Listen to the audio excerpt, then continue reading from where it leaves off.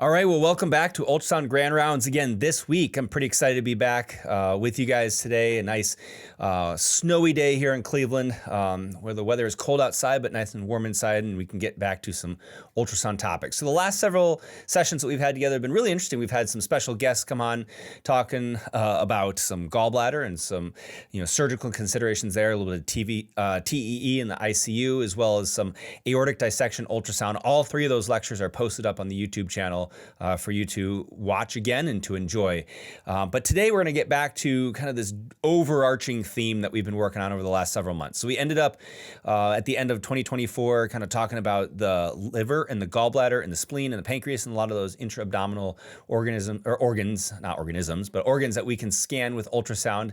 And we are going to shift our attention today to the kidneys. We're going to begin kind of talking a little bit about the kidneys and how we can use ultrasound to assess the kidneys for our patients in the emergency department. So today's talk is going to be another one of those basic get to know the kidney and how to do a basic kidney ultrasound talks. And then we'll follow up in the next couple weeks with some more specific pathology talks, how we can use this scan modality to evaluate our patients. So without any further delay, I'm going to switch on over to our slide deck here, and we're going to talk about ultrasound of the kidney. All right, so today's talk is going to be about ultrasound of the normal kidney. So remember last time we did the gallbladder, I did a lecture about the normal gallbladder, followed up by the abnormal. It's going to follow that same pattern today. So we're going to talk about the normal kidney and how we assess that today with our ultrasound. All right, so over the course of today's talk, I want to really lay out a basic outline here for us in the form of some objectives. So the basic three things that we're going to talk about is really the indications for the renal ultrasound, kind of how you get the thing done. So the technical part of the renal ultrasound. We'll spend a little bit of time there talking about some basic details there. And then we're going to spend the bulk of our time really talking about the normal appearance of the kidney. And as time allows, the normal appearance of the bladder, right? It's all one system that's connected in two different organs in the body, and so we're going to talk about them together. And so we'll talk a little bit about the normal anatomy and how some basic physiology and what that means for the sonographic appearance of these systems. And then we'll kind of get into some of the nuances or the particulars about scanning the kidneys and the bladder. So that's going to be a little bit of our overview, but maybe to set the stage, to kind of get ourselves thinking down this pathway, let's think about a potential patient, right? Someone who comes into the emergency department who has a complaint that might then involve a scan of the kidney, right? And so, again, most of these introductory cases are completely hypothetical, completely made up, but based off of experiences that I've had over the course of my years in the emergency department. So this would be certainly a plausible case that you would see come into the department. So imagine yourself working on a cold, snowy day in Cleveland, and in walks a 35-year-old gentleman saying, I've had some right flank pain, and it started this morning, and my goodness, this hurts. It hurts really bad. I've seen my wife in labor. I'm going to give deference to her because, labor is probably the worst pain that there is, but my goodness, this is probably second to it. I can't imagine anything hurting anymore, right? This is the presentation that we're giving, to this imaginary patient in the emergency department. So the question for you as you're thinking through this is, okay, now what do I do, right? The patient checked in, I picked the patient up, I'm going to go see them. What is my next steps in the course of management of this patient? I got the history, got the exam, it's tender in the right flank. You can add to that whatever nuance you want. Does it hurt down kind of the right lower quadrant as well? Maybe. So the first thing that we need to do in the course of our workup here is to develop a differential diagnosis, right? And this is what I do with all the medical students, with all the new residents that I work with down in the department, is we're just kind of learning how to kind of assess a patient and how to turn that assessment into a diagnostic pathway and then a management plan, right? The first thing that we'll talk about is how to make a differential diagnosis. So in this patient with right-sided flank pain, right? The differential that comes to mind, kind of the top four basic things that we want to think through. And there's a lot more of these, so this is not to be exhaustive in any stretch of the imagination. But the top four things that we're really going to think about is, could this just be musculoskeletal? And we got a 35-year-old dude, maybe he hit the gym real hard over the weekend and pulled something, right? Certainly not an unreasonable cause of pain. Maybe just some back pain from lifting something. In fact, I got, a comment the other day. I was just, I like to work out. I had a really good PR on a deadlift the other day, and I had posted something on that one, and someone commented back, it's like, stop doing deadlifts, you're going to kill your back. To which my reply is essentially, well, if you don't work out, right, if you don't strengthen that back, you're more likely to injure yourself than if you do it in a well-controlled, good technique manner. So maybe it's MSK pain from someone who's a weekend warrior or just doesn't have a lot of back strength and tried to lift something too heavy. We see that all the time, lifting furniture and things like that. Additionally, maybe the patient has renal colic, right? So they could have kidney stones causing the pain that radiates. They could have biliary pain that radiates to the back. We talked about that over the course of the last several lectures in the gallbladder series.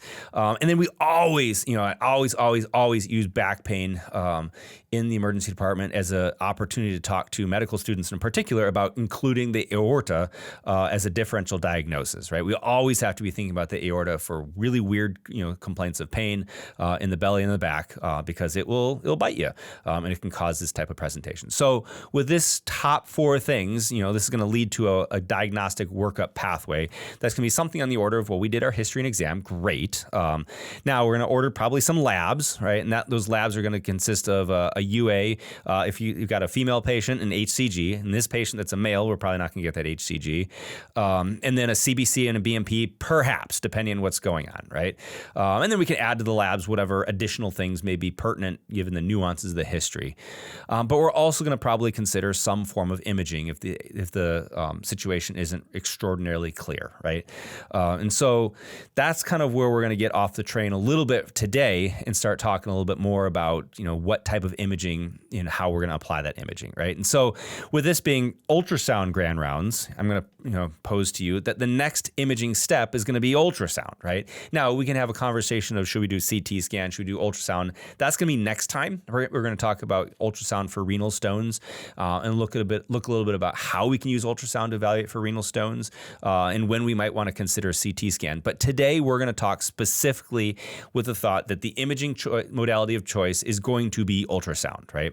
And so that leads us kind of onto this whole idea of renal ultrasound. And so as we get into that first leg of the stool that we're going to kind of talk about today, those 3 things that we're going to talk about, we're going to talk, the first part is going to be this whole mechanics of ultrasound, like the fact that we can do it, kind of when do we do it, how do we do it, how do we put the patient in what position, what probe, all that thing. So we're going to talk about that first. So number 1 is renal ultrasound. So if you look at the ACEP guidelines, right, the master guidelines for doing bedside ultrasound in the emergency department, they've written down really the idea of the indications for bedside ultrasound is in the evaluation of flank pain or assessing for hydronephrosis, right? So we're looking for some obstructive uropathy type problem, usually in the context of renal stones, but certainly could be, a whole host of other things that can cause obstruction. But looking for, potential causes of flank pain, potential causes for hydronephrosis, or evaluating for hydronephrosis and seeing if you can find any causes of that.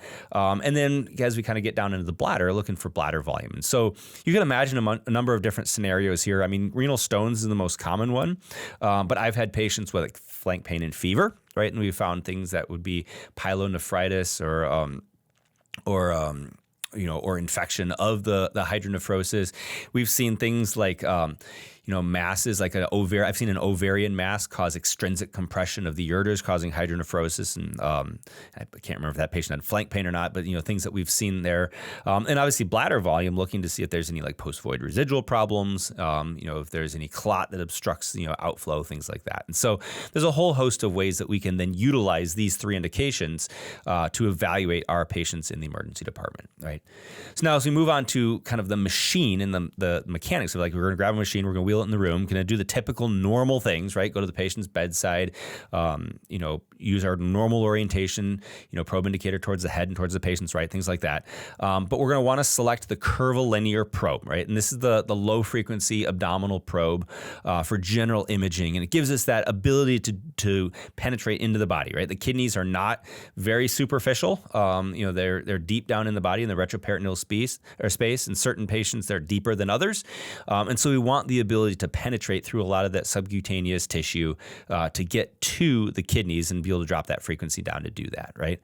And again, for presets, we've done the work on our machines, and the factory, the manufacturer has done the work on the machines to set up the settings on the machine to optimize for particular things that you're scanning with the presets, right? And so choose a renal or abdominal type preset. That's going to set a lot of the things: the depth, the focus, the gain, some computer like compound imaging, things like that. It's going to set those things so that it optimizes that image for your scanning of the kidneys. It's just going to make life a whole lot easier. So curvilinear probe indicator towards the head, towards the patient's right, either on the right-hand side or the left-hand side, doesn't matter what side you're on, and use that renal or abdominal preset as you get going. Now, when we get to the patient, now what do we do, right? How do we position the patient? How do we position the probe? So the fortunate thing is when we're scanning kidneys, this is an area of the body that we're really comfortable with, right? We opened the year talking about the FAST exam, did a couple-part series talking about that. And if you think about like emergency medicine ultrasound, probably the first association that you'll do if you do like an association game is the FAST exam. Now, interestingly, emergency medicine ultrasound's probably shifted away from the FAST exam as the primary, most ubiquitous modality towards something like a cardiac or volume assessment for the more frequent ones that we do. But if you think about where all of this thing started from, it started from the FAST exam. And so this is an exam that really is just a home base, location where something we're really comfortable trying to find that kidney, that liver interface. And so think about doing a FAST exam. We're going to find that area on the body. So you're going to lay the patient in the supine position. You can roll them up on their side if that would help you, right? If you need to get a little bit further posterior, because this is a retroperitoneal organ. But most of the time we can get it done with the patient laying supine. You can move their arms up to get them out of the way.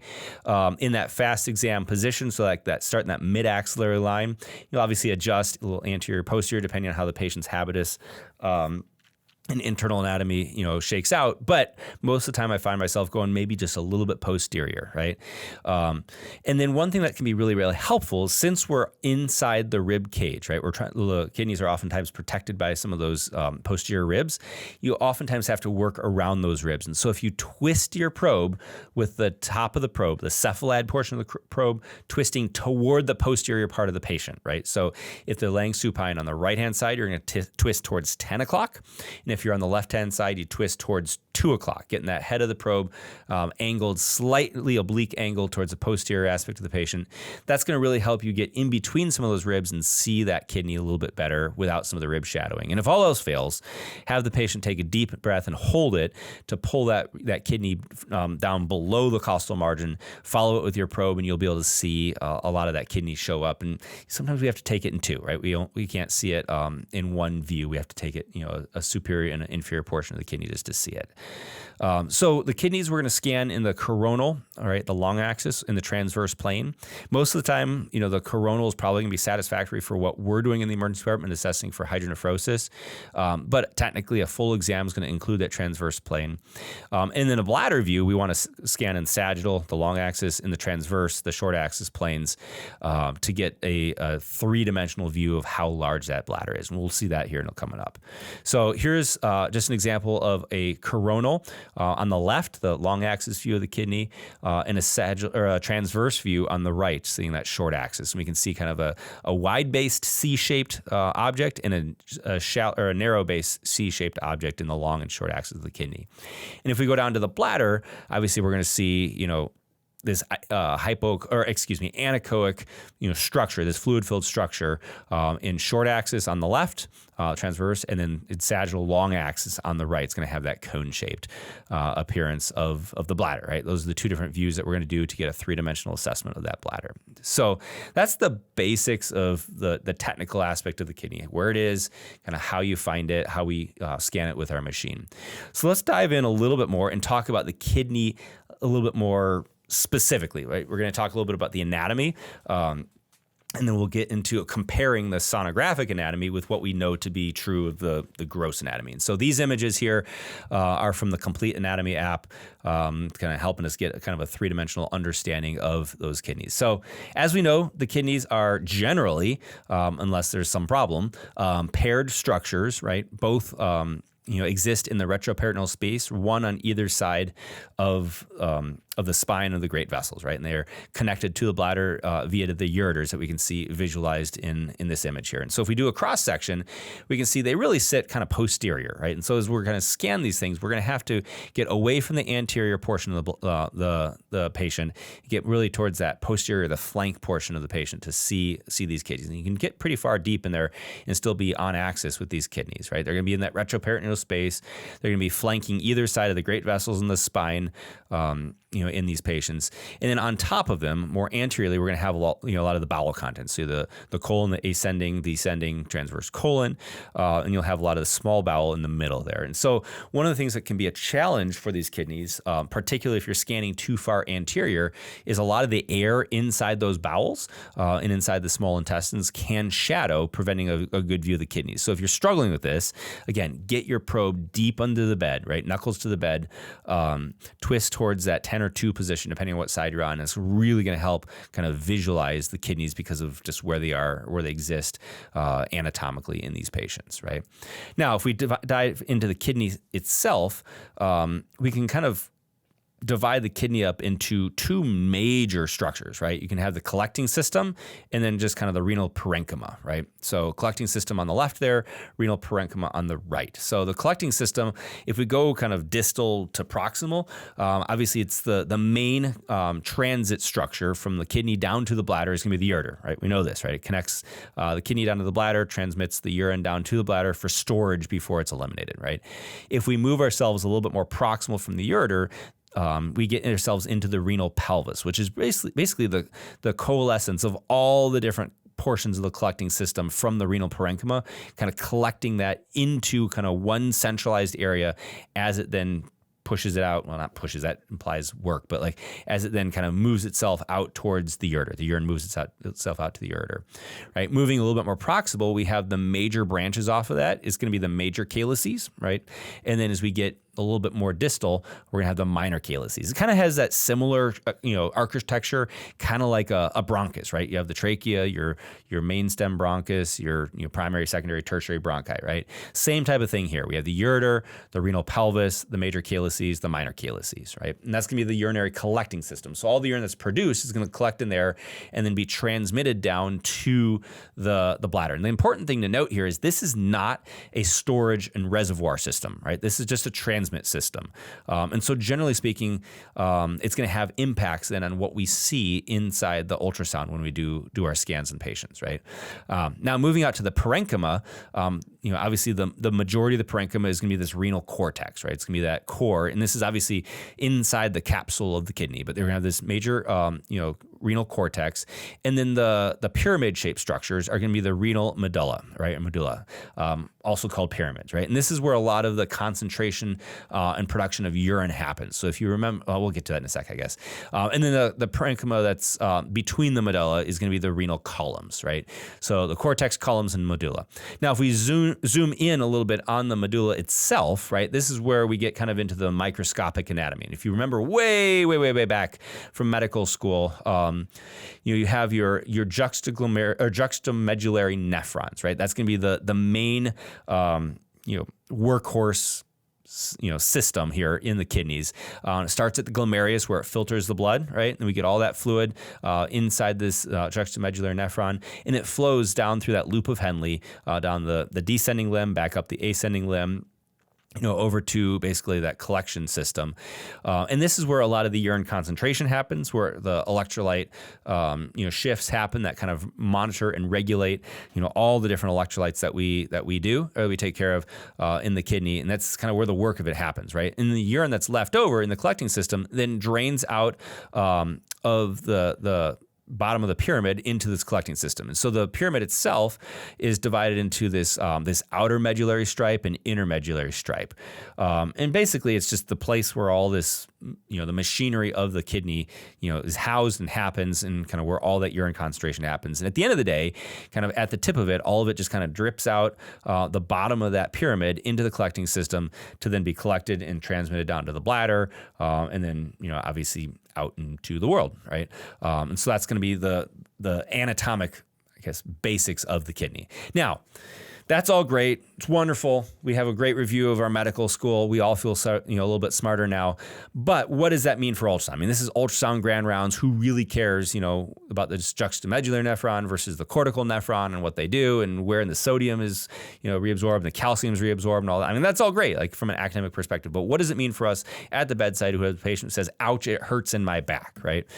So let's transition our thoughts over a little bit towards the sonographic appearance, of these kidneys. But I think having broken this down from the gross and microscopic and anatomic perspective, it's really going to help us maybe understand what we're looking at on the ultrasound a little bit better. And so, again, this is a kidney. Borrowing that Vince Lombardi, this is a football line. This is a kidney, right? It's going to be this oval-shaped structure that lives kind of in the retroperitoneal space. And so as we break this down, we can notice a few certain unique things about this kidney. The first part is just the echo texture, right? So as we look at it, it's going to be this inverted C-shaped oval or oblong structure, right? So you can notice anteriorly, it has kind of the back of the C, and then at the posterior part, the deep part, that C is kind of broken a little bit, or like the open part of the C, right? That's just the kidney. That's the renal hilum is that broken part of the C, and the renal cortex is going to be the rest of that, right? But you also notice has this kind of two-tone appearance, right? It has a darker part, the cortex, and a brighter part, the inner part, right? And that is basically the sonographic differentiation between the renal cortex, that darker part, and the renal pelvis, where all that collecting system, where all the vasculature lives on that hyperechoic inner part. Right. The other thing to note is the echogenicity relative to surrounding structures, right? So it's obviously going to generally be more echogenic than the fatty tissue surrounding it. So the stuff immediately on top of that kidney cortex is going to be some, perinephric fat. It's going to be a little bit hypoechoic relative to that fat, but also notice it relative to the liver, right? So generally the kidney is going to have the similar echogenicity, if not a little bit darker echogenicity than the surrounding liver and the spleen, right? That's going to be what's considered normal.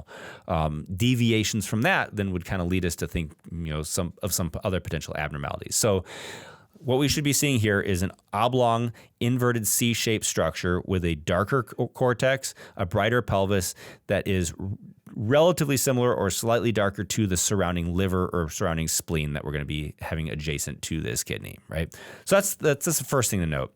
Second thing to note is the size, right? Generally speaking, the kidney is somewhere between 10 to 12 centimeters in long axis or longitudinal length, right? Now, we don't routinely measure this in the ED as part of the point of care or the limited study. It's going to be something that's going to be more done as a comprehensive study for these patients.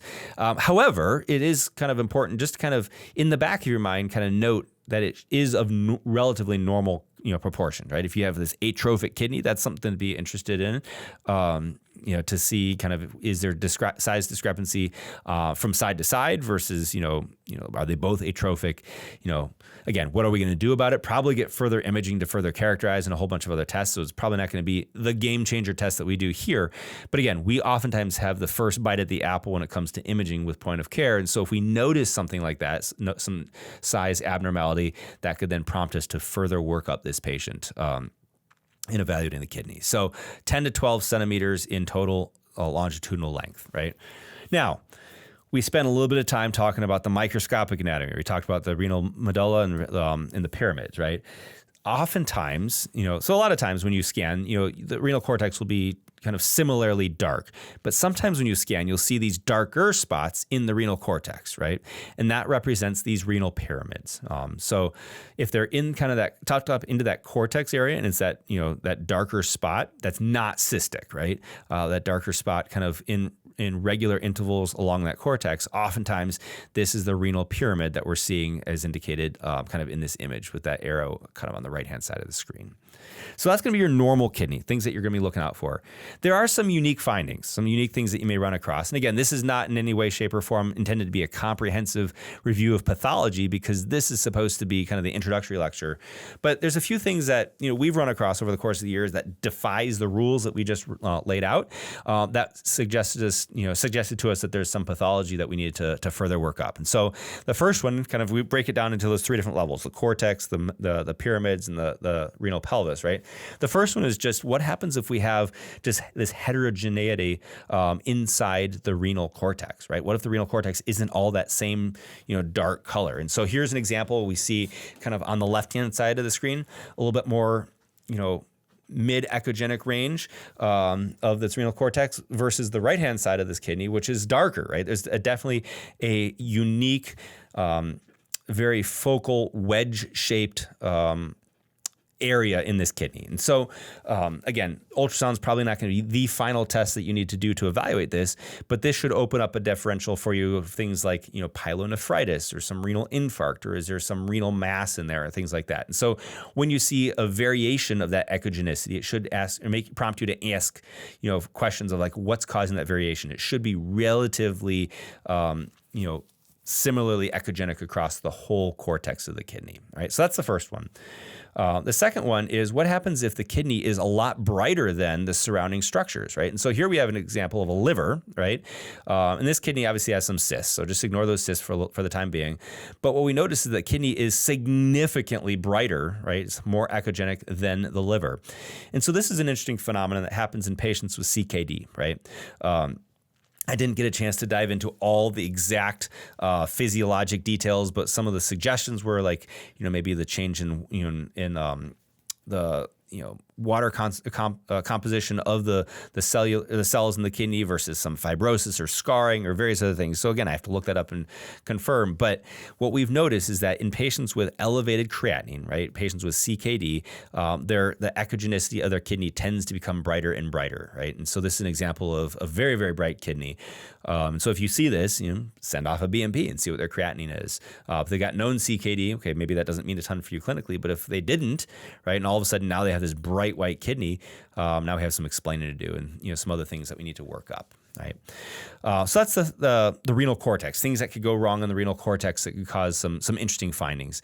If we move ourselves to the pyramids, right, here's an example of some pyramid problem, right? And so this is a case of renal medullary nephrocalcinosis. So basically calcium deposits in those renal pyramids. So you can, as you think about it, as you filter the urine, right, you can get these calcium that precipitates inside the pyramids, right? That causes just kind of this diffuse, calcium appearance. So this bright white, appearance of the renal pyramids. And this obviously can be, a predisposing factor for renal stones, but something that you can see where the pyramids are not that, either same as the rest of the renal cortex or hypoechoic to the renal cortex. It's very bright, right? And so patients, I was doing some reading yesterday, patients can have some abnormalities in their pyramids, a congenital abnormality called medullary sponge kidney, where there's just some dilation of some of these collecting tubules that can then precipitate calcium deposits that leads to medullary nephrocalcinosis. But you can have this bright appearance of the pyramids. So this is something that you could see where there'd be a problem with the pyramids, right? And the final thing where there's kind of just some unique findings, and we'll talk a little bit more about this in upcoming weeks, is essentially problems in the collecting system. So normally the collecting system itself is collapsed, right? The minor major calyces, the renal pelvis, the ureters, they're all transit structures. They transmit urine through them. They're not designed to hold them or hold the urine. The urine is designed to be held in the bladder before it's expelled. But if you have some intrinsic or extrinsic obstruction of whatever level, right, of the transmit system, right, you'll have proximal or upstream dilation and swelling. And so in this situation, here's an abnormality where we can see just a dilation of the renal pelvis, the major calyces on the left-hand side, and then even getting out into the minor calyces in this moderate to severe hydronephrosis on the middle and right-hand side. Just something that we'll run across routinely as we scan kidneys here. So that's the basic overview of the anatomy and how that translates into what we're looking for with the kidney. So with the remainder of our time here, I'd like to just transition a little bit to the bladder, talk about the basic bladder scan, and then we'll kind of wrap things up today and then dive into some more detail over the upcoming weeks into these various different aspects here. So the bladder itself, right, is essentially near terminus of the whole urinary system. So the ureters come down. We just talked about the kidneys and kind of leading to the ureters. Now with the ureters collect into the bladder, right? The bladder is that reservoir that then transmits urine kind of out through the urethra to be expelled into the world, right? And so what we're going to expect is a thin-walled muscular structure that sits kind of in the pelvis that is fluid-filled, right? That's what we're going to expect from an anatomical perspective. And so if you remember back to your gross anatomy, the ureters enter into the posterior aspect, forming two parts of a triangle. Remember the trigone, right? And then the outlet, the urethral outlet, is the bottom of that triangle. And you can see that a little bit in this image here. And so we'll see kind of where that, we don't see the trigone really specifically when we do our bladder scans, but we can kind of see roughly where they are with the ureter inputs and things like that. And so what we're going to expect to see based on our understanding of this anatomy is, again, a thin-walled, fluid-filled structure. And so as we go to the ultrasound, we go back to this image that we showed earlier, and we see exactly that. So in the transverse orientation, we're going to have a rather box-like structure, right, that generally tends to be square or squared off. As we scan, from left to right on this patient and then anterior to posterior of the urine-filled bladder. And if we go to the right-hand image, we're looking at the sagittal or the cephalad caudad oriented image of this bladder, and we tend to have what looks like a cone-shaped structure, right? So the bladder, one of the misnomers is everyone thinks it's round. In fact, we've seen a lot of patients, or not a lot of patients, a lot of providers scan round fluid-filled structures that are other round fluid-filled structures in the pelvis and mistaking it for the bladder. But one of the things that's interesting to note is it tends to not be that round structure, but it tends to be more of that cone-shaped in one view and box-shaped in the other view. Now, normally, when we go to the bathroom, right, we should be able to completely void or nearly completely void and evacuate our bladder, right? And so if we were to go to the bathroom and then scan ourselves, we should have less than 100 cc's of urine left in the bladder after we go to the bathroom, right? Now, if we have more than 100 cc's, we have, usually the number I use is about 250 cc's after a full void, then you have some form of urinary retention, right? And that can be for whatever reason. We can get into that in subsequent weeks. But this is going to be kind of how we look at this as we're scanning. A couple other things to note, though, as we're looking at this. Obviously, the most obvious is it's fluid filled. There's a little bit of artifact in the near field, but it's thin walled, right? You don't really notice much of a wall in this bladder. And you also notice that it's pretty bright beneath the bladder, right? Just beneath the bladder. And this is a thing called posterior acoustic enhancement. And so this is a phenomenon that happens when you scan through fluid filled structures. So if you think about it, you have ultrasound beams that are being transmitted from the transducer kind of into the body. And as you go through different tissues, those tissues will attenuate that sound to some degree, right? Fluid tends to not attenuate sound. And so as you scan through a fluid-filled structure, you have little to no attenuation by the time you get to the back end of that structure. And so your sound has more energy at the back of that structure. And so whatever structures that you have posterior to that are going to be brighter just because there's been less attenuation along the whole course of the path of that sound wave as it's going through that fluid-filled structure. So one of the things that we see here as evidenced by that is that bright white beneath the bladder. And so sometimes you'll have to adjust your time gain compensation just to dial that down to account for the fact that you have that posterior acoustic enhancement, which is really most prevalent in the bladder because it's just the largest fluid-filled structure we scan. One thing that we'll oftentimes do is throw a color Doppler on there because you can see the urinary jets. So as the urine is expelled out of the ureter into the bladder, right, it produces some fluid movement. And so Doppler is a way of detecting that fluid movement that helps us really see in that posterior wall where that ureter would enter, kind of where these arrows are at, defining the top end of that trigone. And so as we're scanning for renal stones, this is a great place to look. If we're looking to make sure that there's continuity between the bladder and the kidney, you can see that there's urine jets. Some great ways you can evaluate these patients with the urinary bladder. So the final thing, as we talk a little bit about the bladder before we wrap it up, is just kind of understanding some general anatomical landmarks and how to identify this thing when it's collapsed, right, or when it's not very full. And so this is one of those things that can be challenging, particularly like in the FAST exam when you're trying to find, okay, where is this bladder to know kind of what are the boundaries of my intraperitoneal space versus my pelvic space.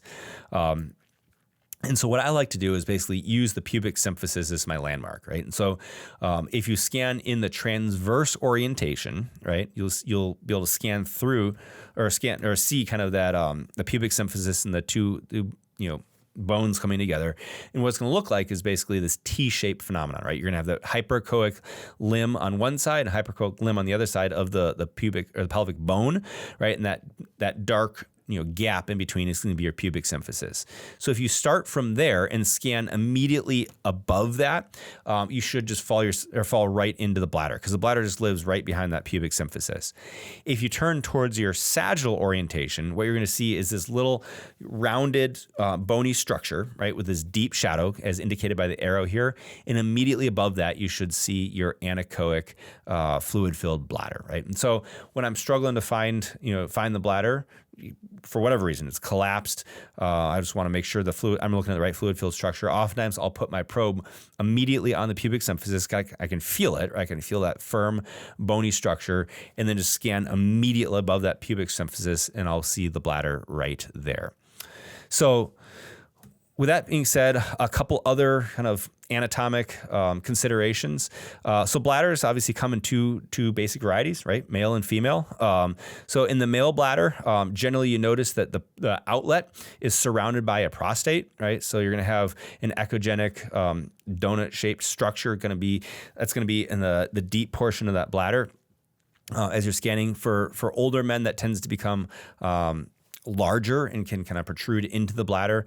But you'll see that kind of in the caudad portion of the bladder here. But the other thing that you'll oftentimes see is these things called the seminal vesicles that live kind of in that posterior inferior aspect of the bladder, right? And so this is interesting. Here's a slide that was particularly illustrative of it. But basically we have the fluid-filled bladder, right? Kind of that transverse orientation, kind of that rounded boxy appearance of the bladder. And then you have this black stripe behind and posterior to the bladder. And so these are the seminal vesicles, very normal structures that you'll see in a bladder or around a bladder.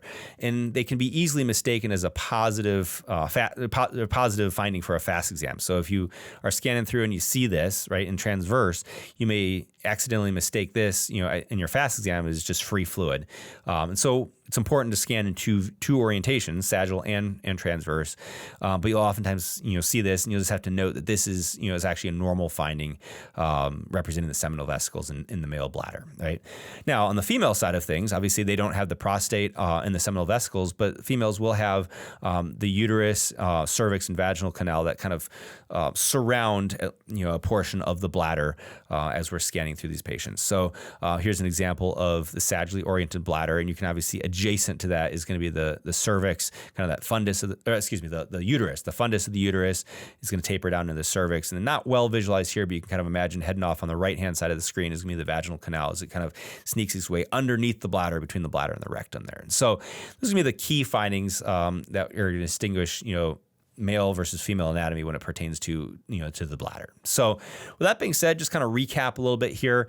We went through a lot of stuff, but basically the intent of today was to talk about just the basic normal kidney and bladder to really set ourselves up for future talks about specific pathologies that we're going to find in these patients. And so just as a basic review, we talked about some basic renal anatomy, the gross anatomy of the kidney, how it's broken down into the various different parts, and then how that applies to the sonographic appearance. So we talked about the kidney being kind of this retroperitoneal structure, kind of this inverted C. It's going to have a darker cortex, a brighter pelvis. It's going to have some vasculature coming out of the hilum. We may see these renal pyramids. And then from there, we can kind of adjust some of those parameters to basically suggest some pathology. And then when we moved ourselves down to the bladder, we really talked about how the bladder is quite simply just a fluid-filled, structure, right? It's going to have that boxy appearance and transverse orientation, and cone-shaped appearance and sagittal orientation. And it's a structure that's going to hold that urine and then transmit the urine to the outside world. And we can see some things around there where the ureters come in.